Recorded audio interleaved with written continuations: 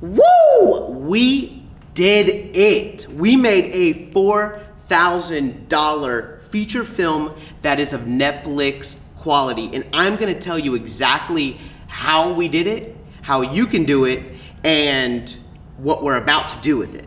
All right, so let's talk about the movie. The film that we made is called Final Hours of a Suffering Artist. It's something that I'm really passionate about. It's a film about mental health, about depression, and it is an extremely important movie that I think many people, honestly, without depression, need to see. So that's it. It's Final Hours of a Suffering Artist, and here's the trailer.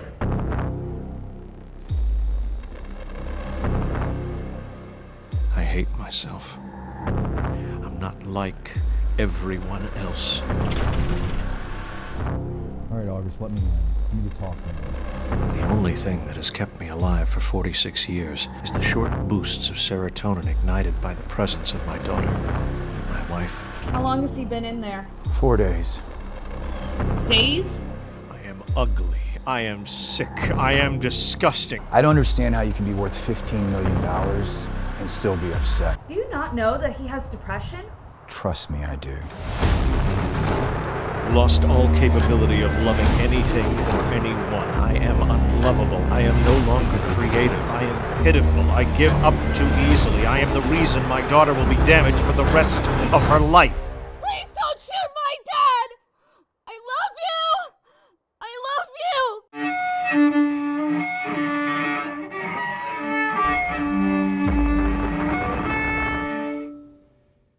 All right, I hope you enjoyed that trailer. And now I'm just gonna kind of tell you about the story of how we made a $4,000 film, right? So it all starts years ago. We have been building up our equipment for years. It's super important to invest, right? So we've invested in our equipment, and we shot this film on a C300 Mark II. We mainly used a Sigma 18 to 35 millimeter zoom lens. We also used a Canon 50 millimeter L, which is an excellent lens, obviously, for low light because it goes down to an f1.2. And then we filmed from the C300 Mark II to the Shogun Inferno via SDI. We filmed in Apple ProRes 422. We had lights, just a couple. All you need is a couple small lights. We have a Amaran 100X that I think that we lit the majority of this film with using a lantern. It's actually what's lighting me right now. It gives off a beautiful soft light. And so we use this equipment that we've just built up over the years as a small production company. Our B camera was an A7S3, and we used a gimbal for when we shot about 10% of the movie on the A7S3 using the DJI RS2 gimbal. So again, this is all, in the scheme of things, very affordable equipment. So we've been building that up for years. And in January, actually December, so we've been building that up for years. And in December, I was tired of not making a feature. I have been told and told and told that that making a feature is not gonna make me any money. I don't know any superstar actors or whatever. You know what, I got tired of it. And I think you should too. I know you hear it all the time. With that being said, I built a team. My brother, my wife, and we know some really incredible people here in Savannah that are, extremely talented, absolutely just hidden gems, and we just put a team together. We got some I asked around to some of my filmmaker friends about, hey, who do you know in this position? Like with sound is extremely important to your movie, obviously. If it sounds bad, then your movie's garbage. So sound is extremely important. So I asked, I was like, hey, do you know a sound person? And the first filmmaker I hit up sent me a name. I interviewed him. He was perfect, and he just killed it. So we built our team, and I also wrote this script to a lot of the actors, local actors that I know, like the characters. I wrote the characters with actors in mind, and that is a great way to make your indie feature. Using the people that are right there in front of you. We even have a star in the movie who his name is William Art McCullough. He lives here in Savannah. I hit him up. I was literally like, hey, here's the script. Please let me know if you'd be interested in doing it. He hits me back the next day and goes, absolutely. Like, let's do it. And this guy has been in Hillbilly Elegy. This guy has been in American Made. I mean, he's got star power. And it just took a message. You can do this too. So Mark was just awesome. He was just great for us. And I wrote his character of Graham for him. And, that is also a way to show that you respect an actor's performances. I knew who he was. He's great. He's a phenomenal actor. I've seen him in a bunch of horror films and all of that. And I was like, I really want this guy in the movie.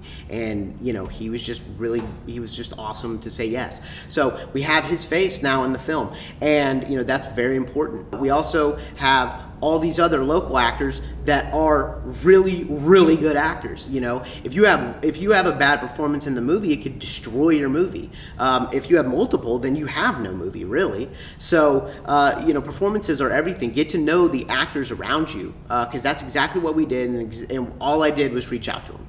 All right, so January, script, revised. Then we built our team, our cast, and our crew. I knew exactly who I wanted in it. All we did was reach out to them. Done. All right. So now it's time to utilize, probably, other than your team, your most important asset, which is connections. This is what a lot of filmmakers don't think about, right? Connections are everything. All right. Go and network. Go to some film meetings in your city, in the nearest city. I don't know where you live, obviously, but attempt to get locations or attempt to meet people who have access to locations. Scratch their back, they'll scratch yours. And I will tell you right now, we did not pay for one single location in this film. And honestly, I'm really proud of that, because that's more money that can go to the cast and crew. And now I'm not saying those locations weren't worth anything. They were just nice enough to let us use their space. Give you an example. We got a whole hospital. Just off of having a really, really great friend that was like, hey, I will help you out. We got the whole third story to a restaurant, a local restaurant here in Savannah, because the woman is just amazing. The woman who is the marketing director, she's just amazing, and she was like, yeah, use it. It's a Monday afternoon. We shot this entire film in 9 days, and it was like I believe all weekdays, because you want to use the locations when the location isn't going to lose money because you're there, right? So connections, I can't stress to you how important they are. That's how we were able to make this movie for as cheaply as we did. And the movie it does not look cheap. It looks like we spent a ton on it. So now we're here. We had our cast and crew, we had our story, we had our equipment, and we had our connections. And we have a finished product right here. It is uploading to FilmHub right now. I'm really excited to talk about FilmHub in this next video. I'm going to talk about it a little bit at the end, but I want to talk about it in this next video because I really want to keep y'all updated about our experience with this honestly brand new company. It's been around for a couple of years, but it's just now gaining some serious traction. Indie film is dying. And the companies like this, there are a few companies that are keeping indie film alive. All right, there's a Facebook page. Let me tell you about that. Protect yourself from predatory film distributors and aggregators. Join it. Join it. I can't tell you how much information I've got from this. This is where I found FilmHub. This is where indie filmmaking, these are the things that keep indie filmmaking alive, to keep it strong, all right? We gotta build it back up. I love indie filmmaking. It is my life. It is why I breathe. I'm not kidding. I know that's like super dramatic, but like I really love it. It is everything to me. And Facebook pages like that, really important. Also, super and closely tied to this this Facebook page, but super important. If you don't know it yet, a company called Indie Film Hustle. Dude's got a podcast. He posts on the Facebook page a lot. And I'll put a link down to the Facebook page and Indie Film Hustle and Film Hub below. But this dude, he really is. He's interviewing people that are important in the indie film industry, and he is keeping indie film alive. So definitely check out Indie Film Hustle if you don't know it already. And then Film Hub. Let's talk just super fast about Film Hub, and then in the next video, you'll see it soon. I'm gonna go really, in-depth Film Hub, but basically Film Hub is a marketplace. It's where you, as a filmmaker, can upload. Now, they're not paying me to say this. I want to say that. No one's paying me to do this. But this is just something that I'm really passionate about because, again, they're keeping indies, alive. So you can upload your movie to Film Hub. You can upload your short, you can upload your feature, your doc, your series, and when you upload it, it enters a marketplace. And Tubi, Apple TV, Roku, they all look at this marketplace and just, I guess cherry pick movies.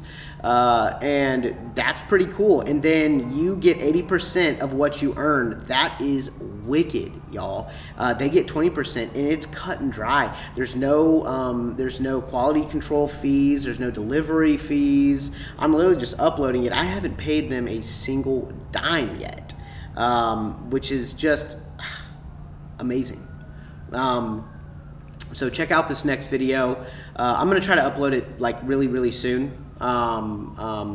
And basically I'm just going to talk about why I chose Film Hub and what it is. Subscribe to our channel because I'm going to be posting a lot more videos just kind of talking about this feature that we're making and how it's doing in distribution, because I know all y'all are interested in doing this too. I want to tell you everything, all the mistakes that I make, so you don't have to make them. I want to tell you all the good things that happen to me and the production team, so you can know what to do when you're uploading your film to Film Hub. So